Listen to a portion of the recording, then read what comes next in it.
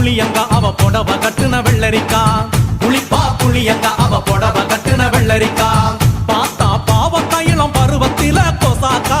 பார்த்தா பாவக்காயிலம் பருவத்தில கொசாக்கா